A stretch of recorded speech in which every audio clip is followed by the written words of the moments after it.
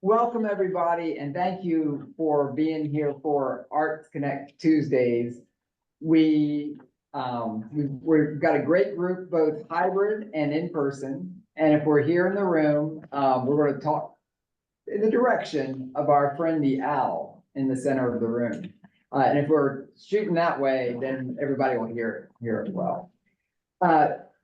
This is a terrific opportunity that we've started maybe, I guess a couple of years ago now, but the Year of the Artist. We started kind of regularly gathering and having online, virtual, hybrid meetings, kind of grew into every Tuesday, because we found that if you don't have to come all the time, no matter what your status is. If you're working with us on a grant, or you're participating in ongoing projects, or just coming and participating in things, or if you're a neighbor in the community and you're interested in what's happening with the arts, everybody's welcome. We want it just to be kind of a gathering place where we have a pretty tight 1 hour session. And if we do it every week, and if people come if they can, if they can't, they can track it online. We found it just gives us a rhythm and keeps us going. And momentum is such an important part of affecting change. So thank you for joining us tonight. This is we have it online at Arts Connect or RoanokeArts.org/Tuesdays, and you can find all the archives, and you can always find the link to join us, and we keep the same link each time. So thank you for being here. And we're going to do quick introductions, and just so everybody can hear who you are. And just think of one thing that you have created lately. It can be anything. So one thing that you've created lately, and your name and that. And that's gonna be super fast. You don't have to pull it out and show it to us. You don't have to describe it in detail, but just curious what you're creating. And we will start with folks in the room, and then we'll go to folks virtually. And I'll just call you by name if that's okay. Sound good? Yes. Sounds right. Yeah. Yes. See, we've already done the introduction and the bells are still ringing. All right, and we'll start with Corey. I'm Corey Greer, and I put the newsletter together and do the illustrations with our mouse and rabbit. And the thing I did most recently is videography for Okra-Fest.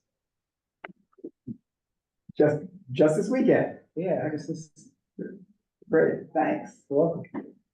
I'm Tahisha Woods. I created some virtual posters and videos lately to just let people know about what we can do. Yeah.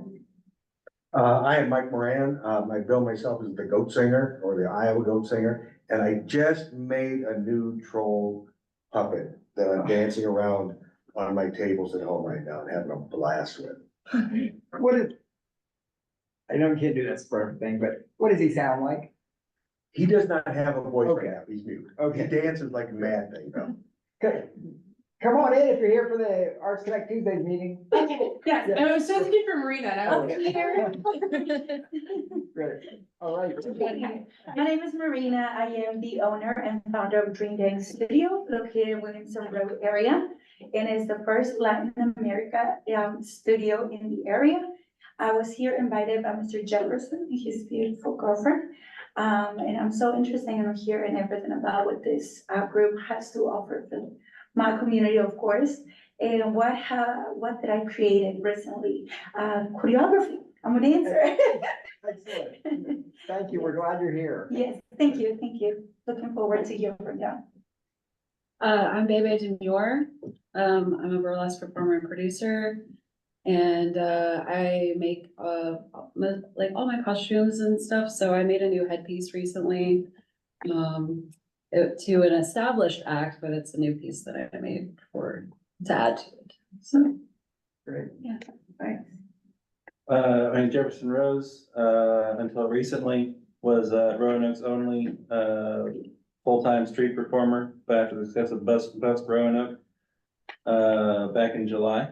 My status has changed to the first, not the only, which is great.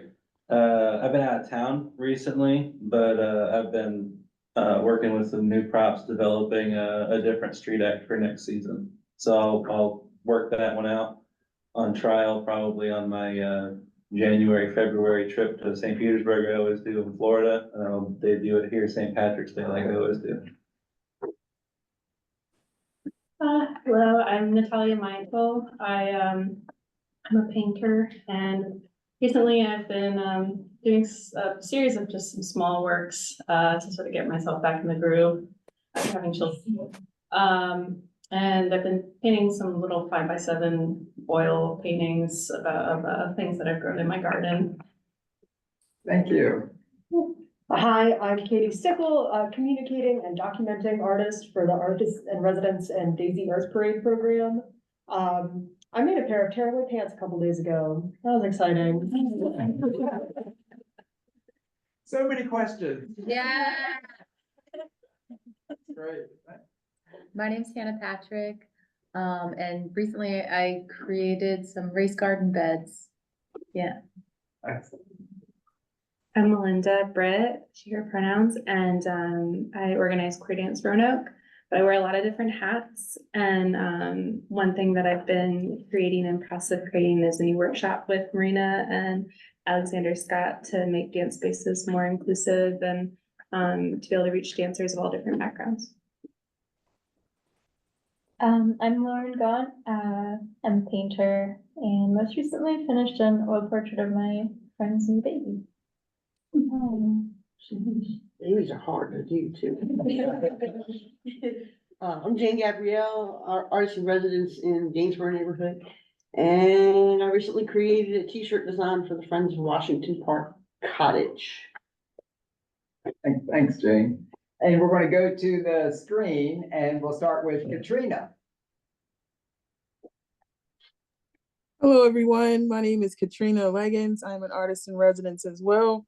I am currently, I have been working on and currently working on Lick Run Greenway mural, 10th Street mural, working with Pathfinders and the Roanoke Arts on that project, and need some volunteers. So I would love to have some of you guys come out and participate.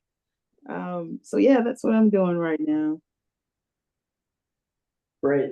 Thanks, Katrina. Thank you. And before I forget, if you have additional hours for volunteers that you need and you want us to market it, we're going to do a midweek newsletter to get some other word out this week. So feel free to send that to me and Corey. Absolutely. Thank you. And then Molly Kernan. Hi, I'm Molly Kernan. I'm a visual artist. Right now, I am working on some fairy house starters for Grandin's Fall Festival. We're going to do a workshop. Great, thanks. Brian Coonahan. Oh, you're on mute. Thank you. Hi, I'm Brian Coonahan. I'm not technology's expert, obviously. I do Daisy Art Parade, and what I made recently are some paper mache sugar skulls for the Day of the Dead coming up with Carillion in November 2nd. Excellent. Byron. Hey, I'm Byron Mack, also known as Poe Mack. I'm a songwriter. I'm an audio engineer by trade. I've been a featured hip hop artist in the Taubman Museum before. I love music. I'm a third generation artist from my family. My aunt's the singer Jane Powell, if anybody's ever heard of her. But yeah, music's my life. Thanks, Byron. Cody. I'm Cody Statler, graphic designer, worked on ArtSpace ROA, still working on ArtSpace ROA. I work for a couple other local companies, mostly in the fitness industry, and do my own design on the side. Thanks.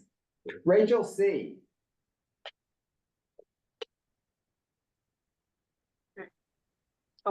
Hi, I'm Rachel. I am an author and a pretender to many other thrones.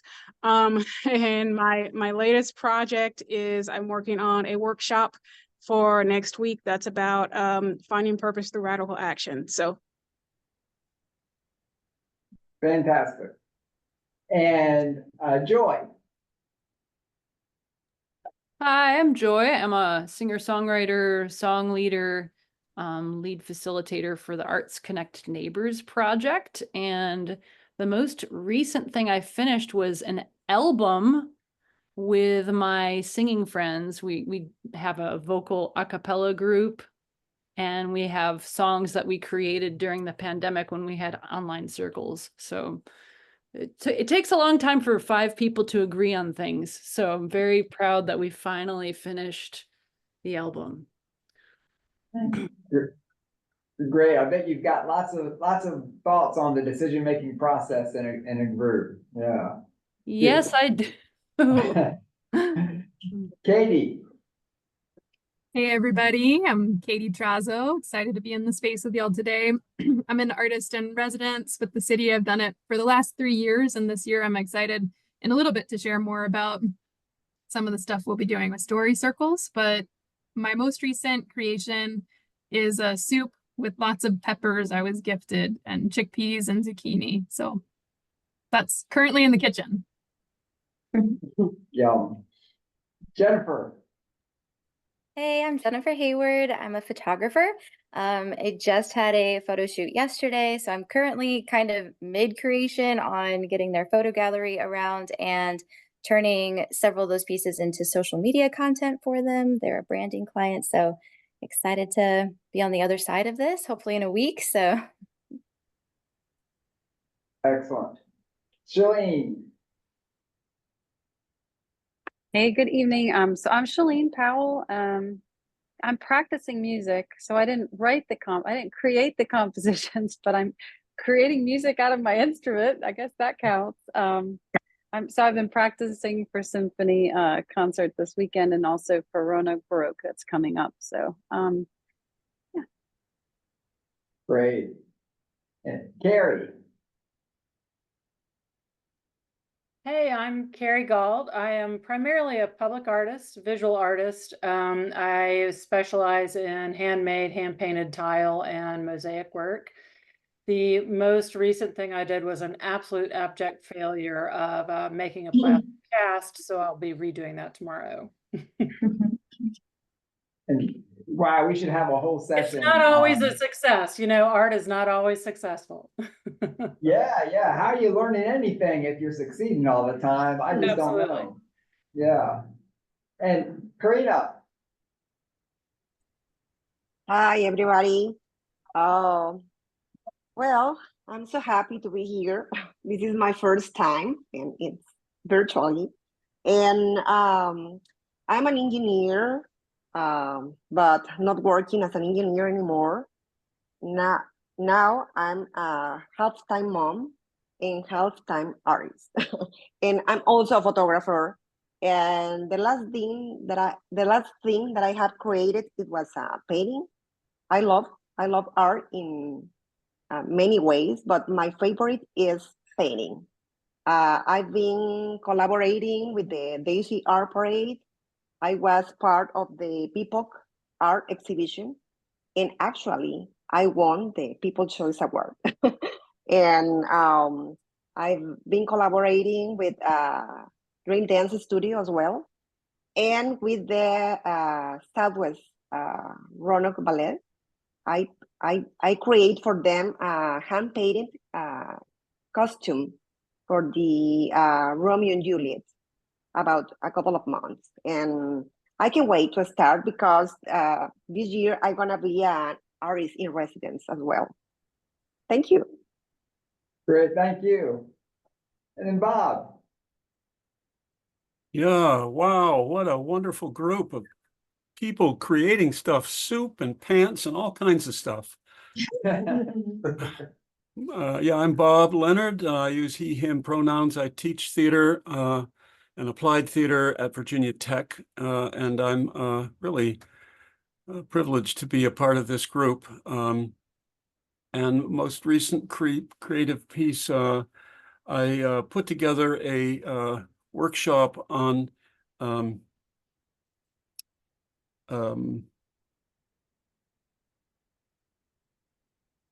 I'm blanking on what I put together on the imagination, image. Oh, let's see, that's just.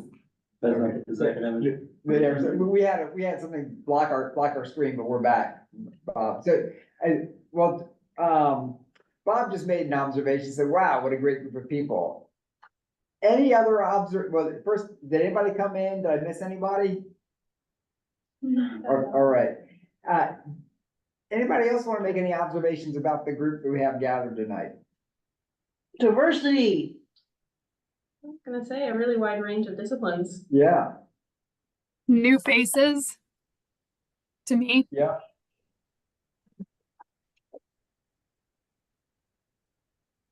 I agree. I'm just super excited. Yeah. This is a fantastic group. We have a community that is so rich in people who are talented and curious, and they care, and they are willing to take risks, and are like, we're seeing, want to see what we can do together. And that together part is a key piece of that. And so I want to thank you all for taking the time to dig in with us a little bit. This year, every year is a little bit different. And we started this a few years ago where we had an opportunity to try something different. And this is coming at, like, I work for city government part-time, and government doesn't always take risks. In fact, they're followers in many ways. But there was an opportunity to take some risk, and I keep thinking somebody's going to push back and say, well, why are you paying all these artists to try something we haven't done before? Why, in a way, it's lots of little grants. We're really focused on relationships. The outcome of this might not be in a lot of ways, or things that we don't even know what the outcome is going to be in some cases. We can kind of have a prediction, but if we're really successful, we'll have outcomes that we never imagined. And I just feel so fortunate to be in the room with all of you. So thank you. Each year is a little bit different. And this year we've got 3 kind of anchoring themes that are going to be to drive us all the way through this time next year. One of them is the Daisy Art Parade. That a lot of us have been part of in the past, and we feel what it feels like to kind of be celebrating each other downtown, cheering on what people have imagined and then created. So we want to take that to the next level and use that same spirit to activate neighborhoods. And that's one theme that's going to be happening this year. And a lot of us, no matter how you come to us, you might be coming to us looking for a small grant. You might be coming to us as an artist in residence. You're going to find that all of these things are going to end up overlapping in ways. And there might be, say you're interested in the dance studio, there might be ways that we're like, oh, wow, look at this neighborhood event that's happening. This is a terrific audience. So that's one piece. Another is the Arts Connect Neighbors catalog, which we launched in January. We've done 45, I think, activities so far across 19 different neighborhoods. We're really, really pleased at that as a tool that we can use to pay artists in a really flexible fashion. Once we get an artist in the catalog and then the neighborhoods request it, so it's putting artists to work. But at the same time, we are using that intentionally to build capacity in neighborhoods. We hope that this is the spark that gets them together, wanting to do something. And then that's an invitation to say, okay, well, we've got other resources, neighborhood services. We're happy to help you think through decision-making. And that's slow, steady work that we can do. That's another anchor that we have this year. And then the third is one that we've been working on for a long time. We've got a public art program in the city of Roanoke, and it's 13 years old now, I guess. We've got a collection of public art collection. You can see some of it on the walls around us. Probably about 200 pieces now, and that includes sculpture in the community, and it includes two-dimensional art on the walls. We're interested in what we haven't considered public art before. How's performance public art? How are we? And we're doing a lot of that now with public art dollars that we hadn't been doing before. And like I said, I keep thinking someone's going to say, well, hold it, public art is this. It's not over here. Well, we've never considered it over there, but it's time to. So thanks for taking that risk with us and digging in. Those are the three main components. Now, from all of those, and public art, I will say, has always been in the city, it's a public process. So we ask, the neighbors help identify the goals. The neighbors help identify, build the call, select the artist. Then when we get a piece of public art, and it's for the community to respond to and engage with. In some cases, the community helps create the public art. So that the neighborhood aspect, the public process, the engagement of the community, that is across all three of those anchors. And we wanted to have a way for us to build some shared language around that. And we wanted to take it to the next level. How do we build stronger relationships so that the work that we're doing in the art, in public art and Arts Connect Neighbors, the Daisy Art Parade, how are we engaging neighbors? How are we helping neighbors use these tools to connect with each other? So that brings us to our focus tonight, which is going to be with Katie and Bob. And with that, Katie's already kind of teased it a little bit that we're going to be talking about the story circles. And Bob, I'm so excited that Bob's joining us, incredibly well-respected artist, theater producer, professor, and the list goes on, with a really distinguished career. And we're so lucky that he's right here in the region and able to dig in with us. And with that, I'd like to turn it over to Katie and Bob. Yeah, I'll start us off real quick and then I'll pass it to Bob. So for my artist in residence application this year, I wrote in the idea and also had been in dialogue with Doug as well about the potential for a methodology called story circles to help us as a community connect as an arts community, and also to build skills individually as community artists to utilize this tool for creating our art and also creating community change. And so I reached out to Bob Leonard, who I'll pass it to in a moment, and he'll tell you more about story circles and how they developed and how they can be used in communities. But I reached out to Bob because I have known Bob for I guess maybe 3 years through my work at Virginia Tech, actually maybe a little more now that I'm thinking about it. But I got to take an improv theater class with Bob 2 years ago, and it was just one of those moments where I was like the most happy, and finding ways that theater approaches and story can be tied into community change was the biggest aha and excitement, and something that I wanted to be able to support in our community as well and to share with other artists. So when I was thinking about who would be the most helpful to have as a coach, mentor, and elder around story circles, and ultimately to help train our community in this skill, I was thinking first of Bob Leonard. And so I'm going to pass it to Bob, and he'll share with you about story circles, and then I'll share a slide that goes over some of the activities that we'll be offering coming up this fall and winter, and some of the ones that will be upcoming in 2025. So I'll pass it to you, Bob. Thank you, Katie. Yeah, so we've heard the word or phrase a story circle now, and we've also heard it in terms of a tool or a strategy. And I think that we can definitely talk about that and share some of that. But I want to back up just for a second and simply say that story circles are telling stories in a circle. It's not all that complicated.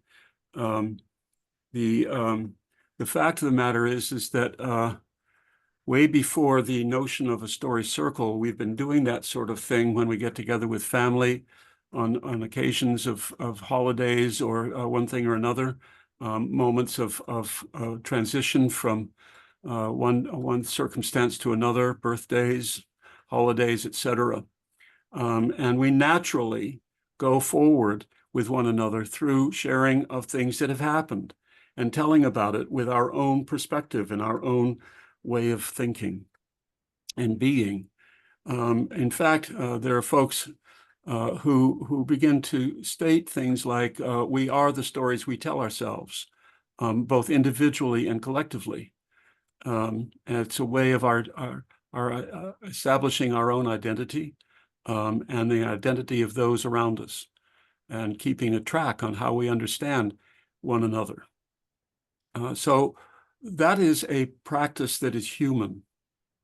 And I have to say that I'm sort of I'm an amateur bird watcher. And most of the things that I actually do is listen with birds. It's lovely when I can see the bird, but I'm finding that it's really important to be listening to the bird, and birds sing.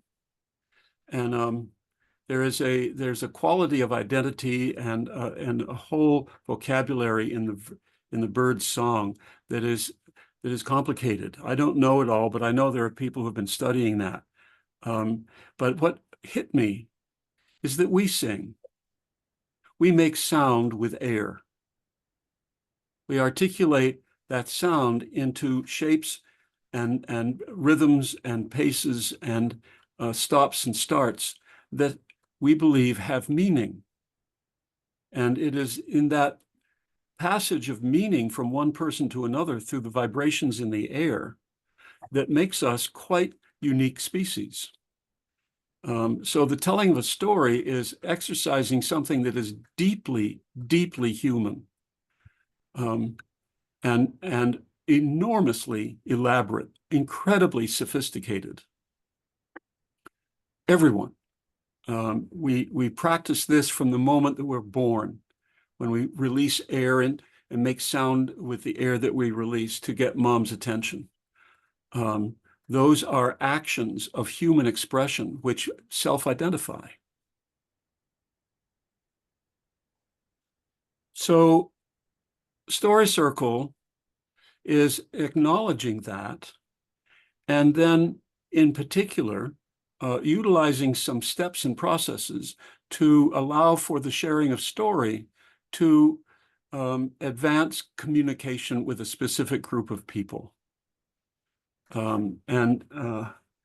It comes up for me in the generation of the idea of Story Circle from a theater maker named John O'Neill, who in his young years went from Indiana, where he had been in college, where he was in college, a sophomore in college, to Mississippi as a member of the Student Nonviolent Coordinating Committee in the summer of '64 to register voters in Mississippi.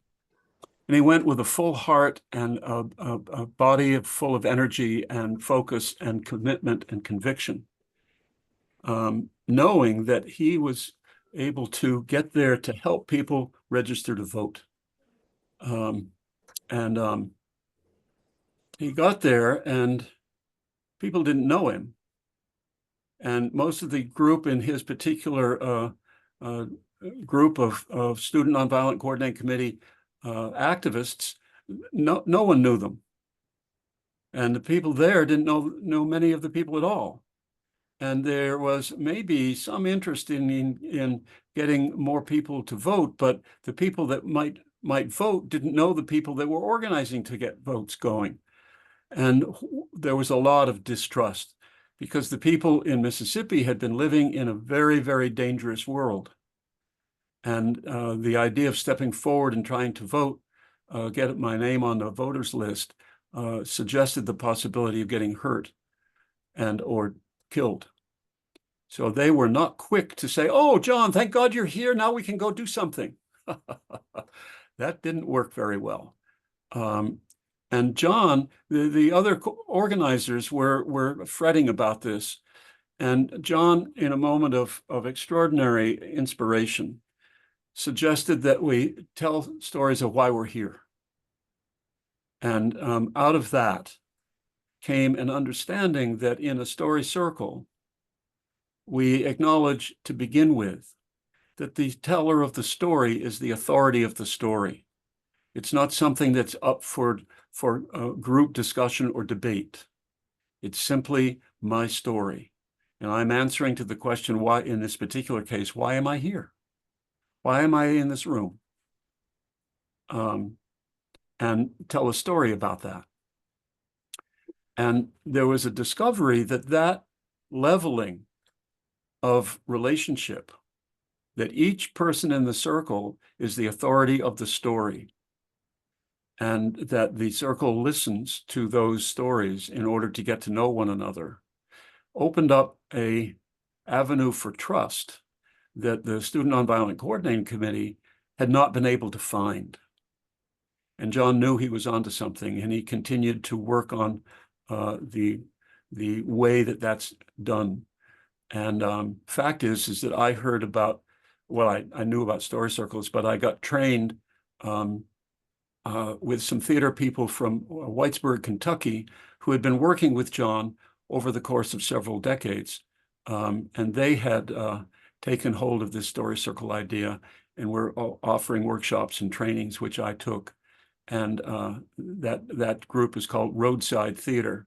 And I basically learned a particular set of guidelines from Roadside, but they are grounded in John's view and understanding of what it is to get to use story to build trust.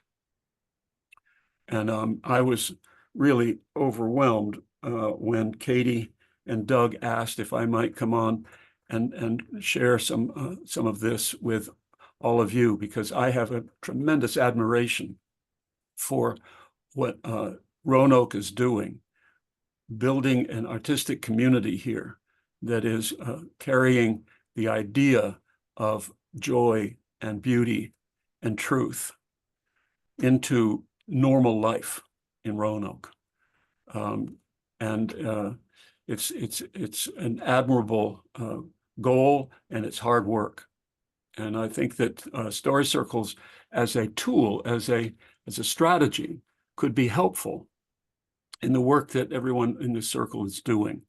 So we've got a plan afoot, and I let Katie sort of describe where we're headed, but that's where I'm coming from, and I'm really excited to share what I have learned and what I've been doing with you all in a future get-together.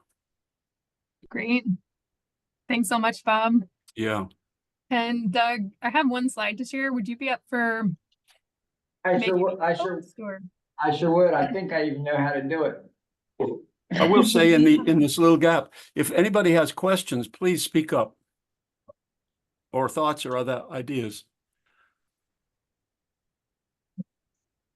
Has anyone participated in a story circle before? We got Jane. Oh, who else? Anybody else online? Other Katie. Oh, Brian. Brian, yeah. Nice. I'll raise my hand. I might have participated in something similar called a heart circle, which is a facilitation format that I learned where people take turns sharing their perspective on a particular issue that we're going to talk about. Oh, cool. That sounds great. Great. I also know Katie and others do a cappella story singing circles, which blows my mind. I've been in one, and I can't wait to do the next one. Yeah, so many overlaps and ways our work connects. So I think I'm close to sharing screen here. If anybody still has questions, we can still field them. But I think we got everybody covered for now. So can you see the slide that says story circle activities? Sure can. Okay, great. So we got 4 buckets planned, and the first 2 are really focused on training, and the second 2 are focused on application. And they go kind of from our internal cohort in our arts community to broadening further into application with the public. So the first one, we're going to be offering a 3-hour story circle facilitation training that Bob's going to lead, and I'm going to co-lead as support, and we'll have one other person supporting. And that's for the 2024 to 2025 contract artists. So those are the folks involved in like the Daisy Arts activation, the artist residents, the Arts Connect neighbors, and the public art catalyst artists. And the main goal for that training, it'll be a little smaller, and it's really preparing those folks to be able to utilize story circles in their own work if they so choose. And this is really an opportunity for professional development. It might be something that you might not have an application for now, but that you can build the skill to use later, or tie into other planning that we have as a support facilitator. The other goal is that this event will help build the purpose and the prompt and engage these folks in helping to develop the next training, which I'll share in a moment. And it'll also help the artists at this first training to be prepared to practice leading in the next training. And the next one is really for all community artists, anyone in Roanoke who identifies as a community artist. And as we know, that's a very open invitation for folks. And it's a training for everybody to learn this skill set. And so again, the folks who are in that first cohort will have an opportunity to practice leadership skills if they are interested in this second opportunity. And it will help because that second event will probably be a bit larger. So we really will need more of a team and volunteers to help us facilitate that one. And the main goal in that training is that everyone will get to be introduced to us to what a story circle is. They'll get to participate in one, and they'll receive training as well in that tool and that practice. And the focus of this event is really going to have prompts and a purpose of helping us kind of start our arts and cultural plan.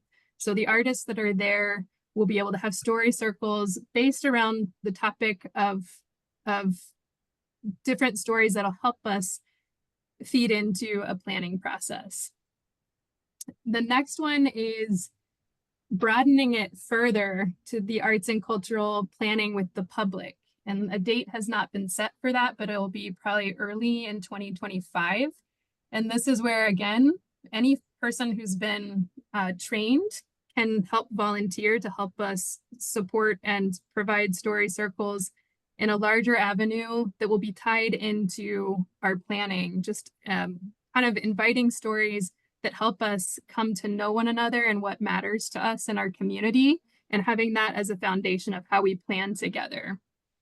And after that, in 2025, if there's any artist, especially the cohort artists for 2024 to 2025, who want to lead a story circle, I'm available to help support, and Bob will be available for a few coaching calls. So we'll have a kind of imagining a cohort of individuals who might self-select as story circles being something they want to maybe pursue in the year, maybe offering one for their project or for some of the planning processes in 2025. And we'll be able to help guide you all in leading story circles. So those are the main elements, and I'll open it to Doug and Bob first, just to make sure I didn't miss anything. Or if you have anything to add.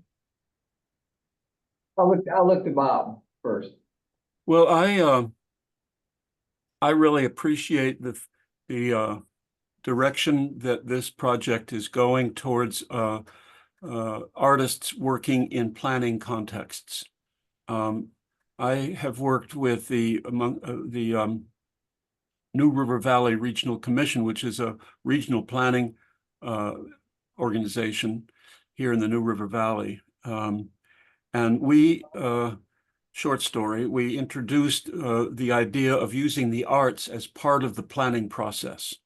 it's one thing to plan for the arts, but there's also a tremendous opportunity to use art as part of the planning process, because a lot of planning is done in a very linear, instrumental, verbal context, with people saying this is a problem, so this is the solution kind of thinking, with surveys and hearings and public statements and what you call focus groups. And we worked with the counties here to suggest that people have a great deal of knowledge about their communities, and they have a great deal of heart in what they'd like to see that community become, what they want to keep and what they'd like to have go away. But a lot of the planning processes tend not to look to those folks in a way that allows them to speak comfortably and easily and clearly. Whereas art can provide ways for people to use those vocabularies in much more revealing ways and honest ways. And we were quite successful. The Planning Commission had more input than they'd ever had before, and they got a significant more people than they had found in the past. That was honored with an award to the Planning Commission for the way that they handle their planning process. So I see this as a possible area for real exciting work with artists working in neighborhoods around the question of planning. Yeah, and I think I'll, and I agree with Bob. I hate saying this even, I have a master's degree in planning, and I'm not, I don't know why I'm so cold on it right now. I think it's because of the way you get people in a room. Only the people who feel comfortable coming into the room come in, they go through the same kind of standard exercises, and it feels a bit rote. And it reinforces the status quo of the planning process just by its nature. And the work that we're doing in building relationships through these projects in neighborhoods, if we are working on a day-to-day basis, there's no real connection between that and the knowledge that's gained and the understanding than with the plan that's being developed. So the question, I guess, where I'm curious is, how do we rethink it? And I think a big piece on this is also that interweaving neighbors, like right now, like I said, like tonight's meeting, NMD's online, our partner, like in Arts Connect Neighbors, is the Roanoke Neighborhood Advocates. They're the association of the neighborhood organizations. So we're trying to work really closely with them as we do this, like from the get-go, so that we're working with artists from the beginning, because artists have an understanding of their creative process. Artists are willing to take risks and they care. And so everyone in the community is creative, and everyone can use that creativity to make the community a better place. But we're starting with artists, and the artists are leading the way. There are models. So I think in some of that, where it said, the slide's not there now, but it said, there's a lot of focus on artists, but I think there's going to be some bridging with neighbors as well. So there'll be neighbors in some of this, in the training with us as well. And then you saw at the end, artists doing circles. That could be in the development of choreography. It could be in the development of a project. It could be just in wanting to better understand a neighborhood before beginning a project, or just wanting to understand the community with even not even without a project in mind. So I know it's a little hard until you experience it, and so probably a little vague in the way it's been described so far. But I'm really happy that these things have aligned for us to try it. Yeah. Mm-hmm. I think one of the things that is a struggle is that a lot of planning starts with money. and a lot of potential starts with dreams. And how do you connect dreams with plans is a really important thing for me. And every artist who's making something knows the process of getting from an imaginary something to an actual something. There's a lot of experience in that. And we say, oh, art, that's for other people, that's for leisure time or whatever. But the fact is artists have an enormous reserve of knowledge and skill in getting from a dream to a thing. And we just suggest that it could be a really important part of neighborhood planning and city planning. And and a little bit of background too, where Katie mentioned the arts and cultural plan. We have an arts and cultural plan that we did in 2011. And it's well beyond time to renew the plan, to do a new plan. And we did about 75%, we accomplished about 75% of what was in that first plan. And it was a terrific plan, but it was a plan of its era and a plan of its time.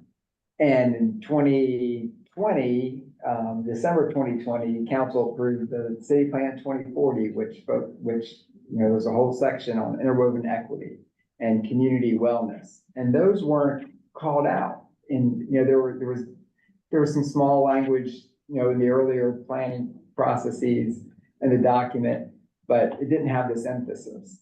And even for the last 5 years, we've said art should be leading the way with this. They have a comprehensive plan, but you say, okay, how are you going to accomplish the plan? And you don't get a real solid answer often. And that's how the plans work, right? Because it's up to every department to figure out how to advance its piece of it. But there's a nimbleness and a willingness and a heart with our arts partners in the community that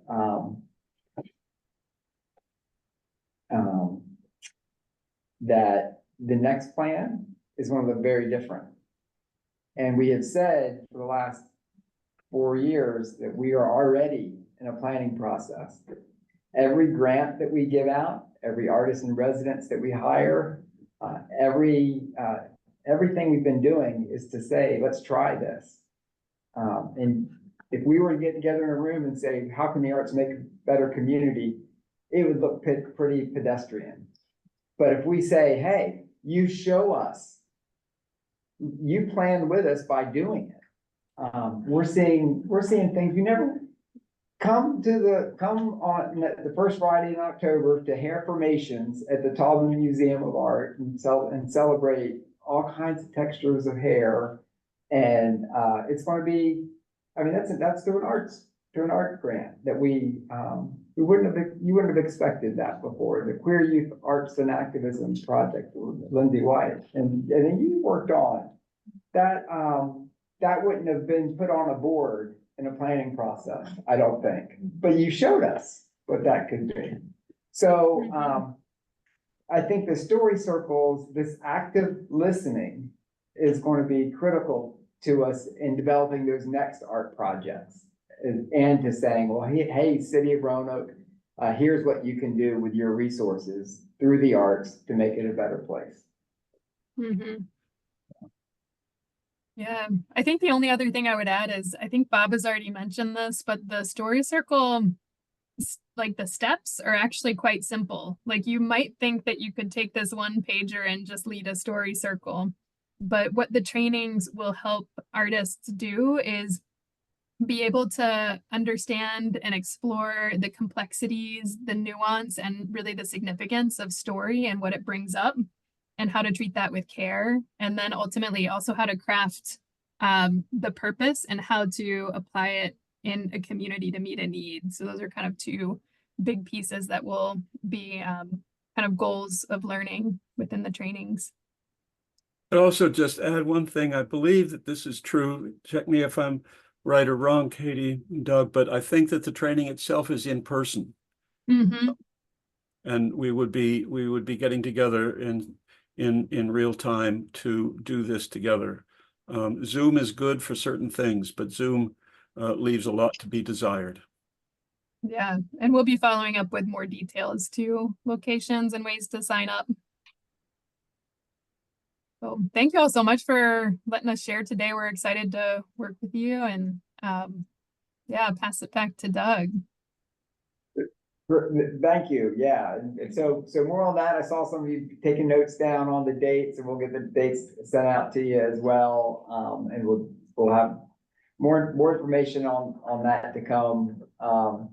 And I want to thank Katie and Bob for taking the lead on this. I really feel like this structure of this through the year, the more we can get structured now to carry us through the year, the better off we'll be, the more we'll get done. And our structures, I know Brian's working on the Daisy Art Parade structure.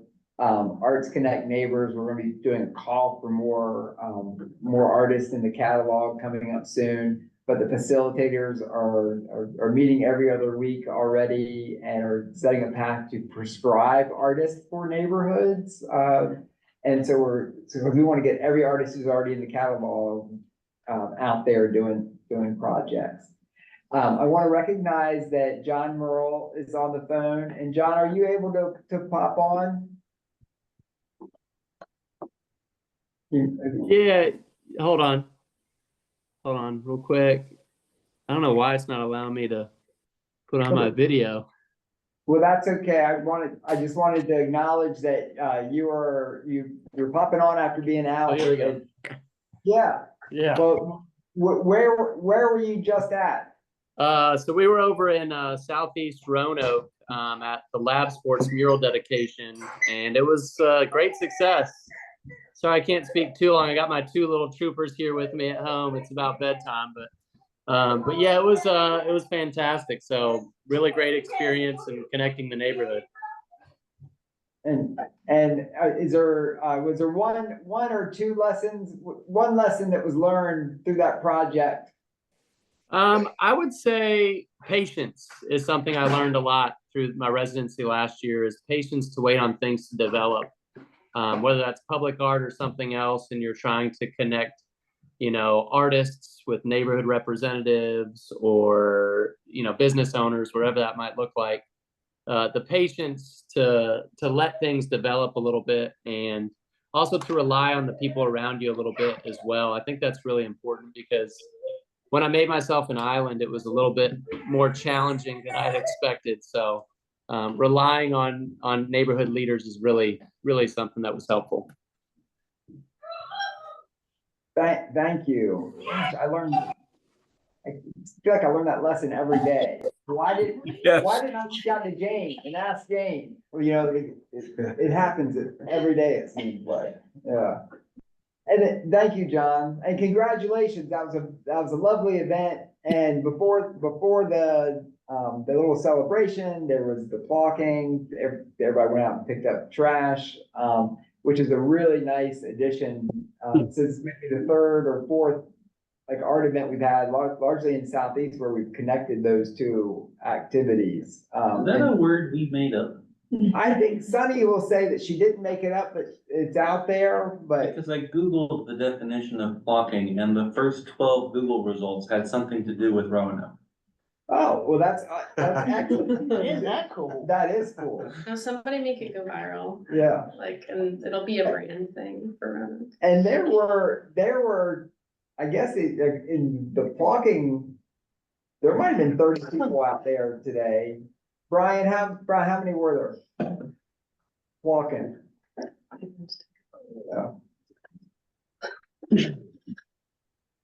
Oh, I would say 30 at the minimum. There was probably maybe more than 50 probably, and there's a lot of little kids, a lot of big variety of ages and everything. It was really fun. Yeah. And all of this, and Brian, stay off of mute. Is that right? I'm not right going to say that, but because I want to ask you a question in a second.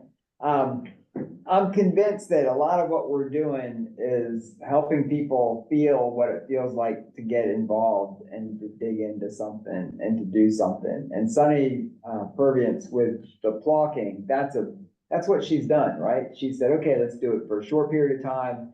Let's end it in a brewery or do something that's fun.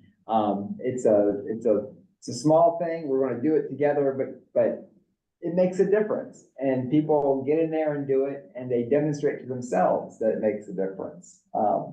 So a lot of what we'll be doing and what we are doing, and like what Jefferson is doing when he's out on the market and he's pulling people into the circle. Really, all of this is about belonging, and we're trying to create that connection. So before we wander too far from the story circle presentation, I have a combination question, remark, thought Excellent. on it. At the intersection of what seems to be, and if I misunderstood the core function of it, where the person speaking is the authority on both the experience and the method on which this experience is relayed. Is that an accurate representation of how those conversations go?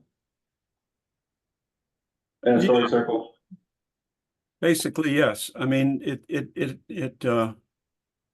there's just simple agreements on the front end that the story is told without interruption. And the story is left as the story is told. Because because there's so many examples of, for example, someone coming to represent their neighborhood and you'll see these on local news affiliates across the country, at a city council meeting. And because the person with a very legitimate grievance isn't trained in how to speak in a way that suits are prepared to hear. Correct. They're shut down. Correct. It isn't a PowerPoint presentation with an action plan in a way that's laid out in that format, but with a more intentionally open-ended method of communication. It sounds like there's a good opportunity there to specifically empower the residents at the intersection of story circle and neighborhood, people to take autonomy over their own neighborhood, where it's not planned, because where I live in Mountain View along Melrose has very different and equally legitimate desires, concerns, and choices as Old Southwest or Raleigh Court, which are different from Southeast, which are different from Williamson Road. But with this method, where it seems that the stated purpose is to reformat the conversation in a way that legitimizes both the first person experience and the method of communication where that happens. Is an interesting idea, at least. Yeah. But that's something that's sorely missing from most forms of communication.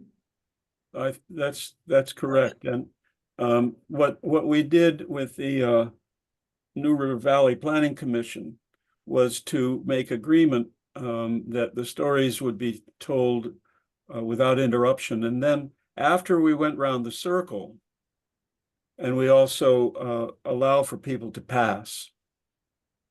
And so at the end of go around the circle, they go back and say, okay, you who passed, would you like to share your story now?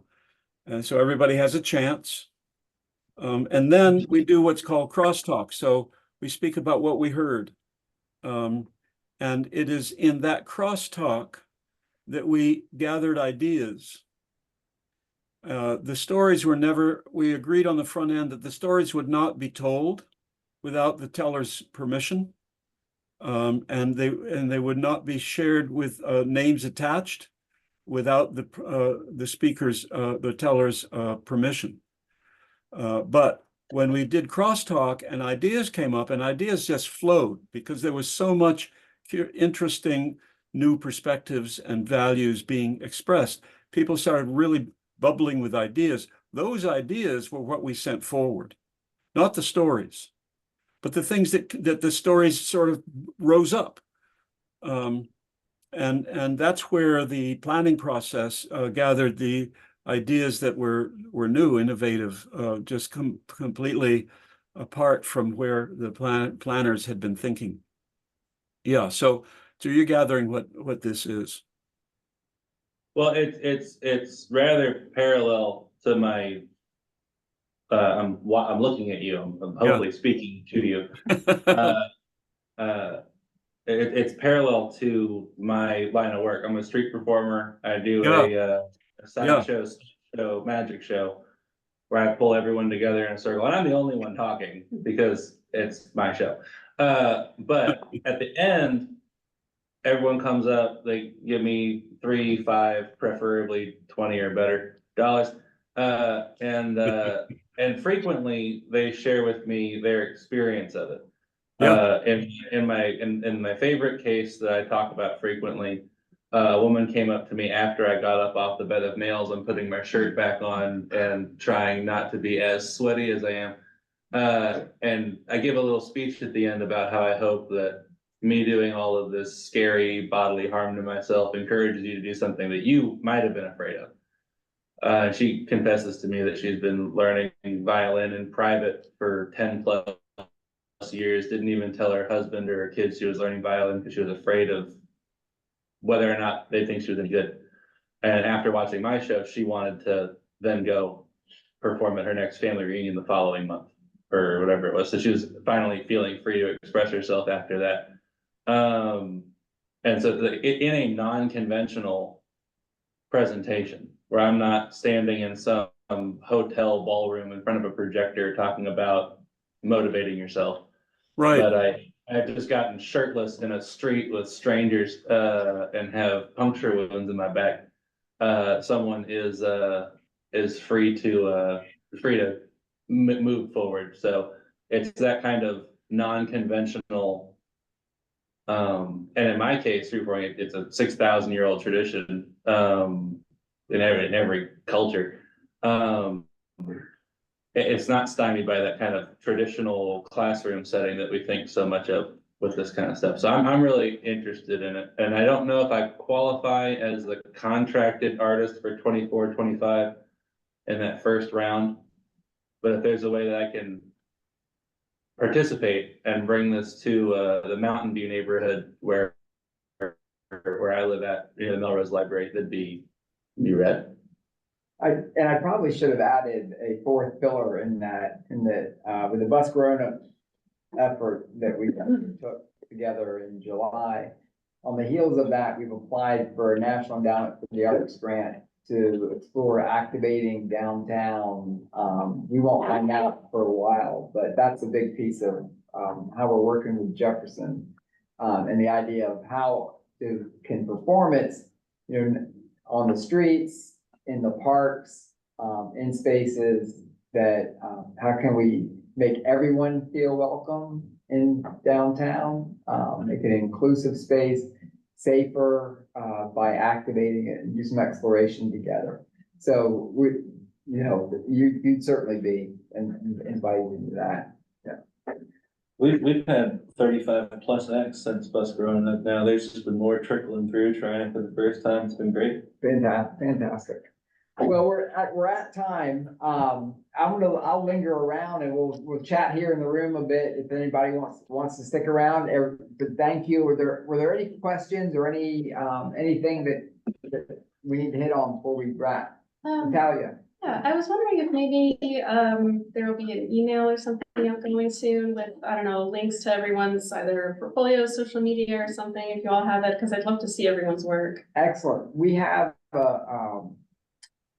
a roster that's online and ready to go. I didn't put everybody's, and I asked for it in the applications, so I didn't put everybody's social media on there, but I think I can go back there and add that in there before we send that out.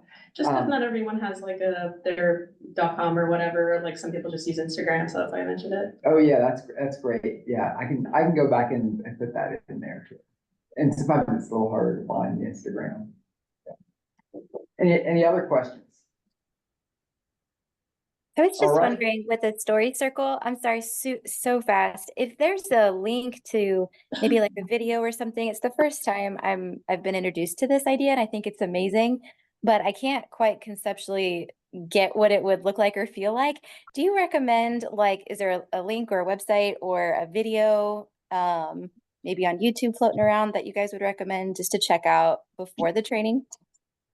It's absolutely not necessary. We start very simple and we'll carry you through it without any struggle. There won't be a test or a quiz or anything like that. However, I will say that if you Google John O'Neill, O''Neal,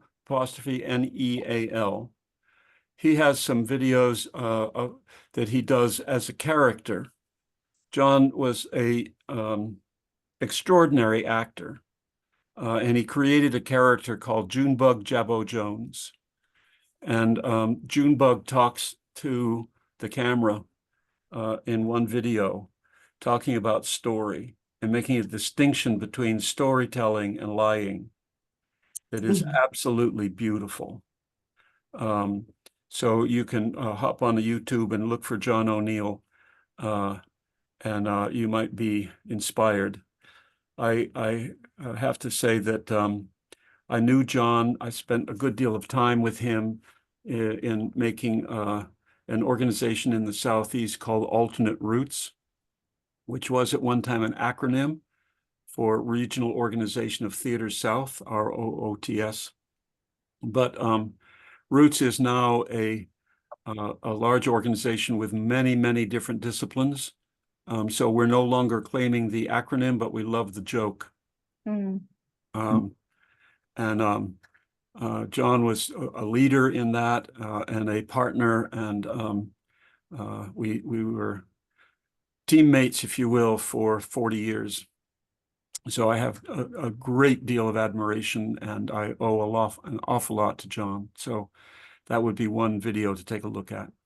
Perfect. Thanks so much. You bet. Any other questions or final comments? I have a question. So I'm gonna be, well, I am an artist in residence, and I'm still like a little bit fuzzy on what my actual role is gonna be. Is there gonna be like a separate meeting for like teaching artists versus, I don't know, people with different roles? Yeah, and that's why I wanted Brian to keep his mic open. Hey, but Brian, you got any word for us? Well, we've had a few. Oh, can you hear me? Okay. We've had a few informal get-togethers just with name tags and gathering around the table. Thanks to Jane, we kept our hands busy and were able to do things that make it feel comfortable. So that was our first chance to really ask those questions in a method that I really admire in the way that Bob does the story circles. The idea is to spend time together, to get to know one another, to build trust with one another. And then through that experience, we get to know strengths and dreams or aspirations that each artist around the table has to share. And sometimes we might identify something that someone else around the table can bring to a community or a situation that might not have recognized. So we're trying to follow a very non-prescriptive process. We build the trust, we build the community space where it's safe to try new things. So I in short, I put it like we're in a kitchen cooking. We're not in an elevator making a pitch. We want to be in a position where we're getting to feel comfortable and enjoy the space rather than thinking we have to be on and we have to condense our ideas down to something pithy. That's why I ramble so much right now. Does that answer it? So more specifically, you're probably asking, are we going to have meetings soon? Yes. Katie, I think is still here. Wave, Katie. Katie's Katie's job is to make sure I don't ramble and information gets out. I gave up on the first part of that a long time ago. And it is a great question, and I love, actually, Brian, I love your answer too. And for the folks who are public art catalysts, we're working to set up a meeting with Parks and Recreation, and everybody's on vacation at different times. So be watching for that if you're on that side of it. The Arts Connect neighbors they've already got a path. They met last Friday. They're meeting again this Friday. They meet next Friday. And we'll be getting that going. Additionally, we're going to have coming out fairly soon. We'll have the next round of artist action grants. And so those will be coming out. If there are any sculptors in the group, we'll have a new sculpture call coming out very soon, and it's going to be on. Well, the theme is larger than life, and this is for work to go out on the Elmwood Art Walk, and hopefully a few neighborhood pads if our public art catalysts help us get that figured out. Larger than life is going to be, things that are just overscaled. So it is the 15th anniversary. It'll be 2025 is the 15th anniversary of the Trojan dog in Grandin Village. Wow. So, everybody, I love that dog. Yeah. So we have that. We got the big bicycles up on Mill Mountain. There's the big leaf in front of Raleigh Court Library right now. So we're going to get some temporary sculpture. So if you know of any sculptors in the community, or if you're interested in digging into public art and sculpture, we've got an opportunity coming up there too. So lots of things happening. The outcome for the artists in residence is to learn alongside of us. So, we always love, we want to get projects done, but we understand too that like Brian said, the process is as important as the product. In many cases for us right now, the process is more important than the product. The relationships we're building, the work that we're doing. So even if we're getting off to some slow starts, we're going to get everything. We're going to get things done, and it's going to happen the way it's supposed to happen. Right? That's right. Yeah. All right. Anything else? That's a wrap. Thanks, everybody. Thank you all. Looking forward to it. Take care. Bye. Take care. I'm James. I'm Lauren.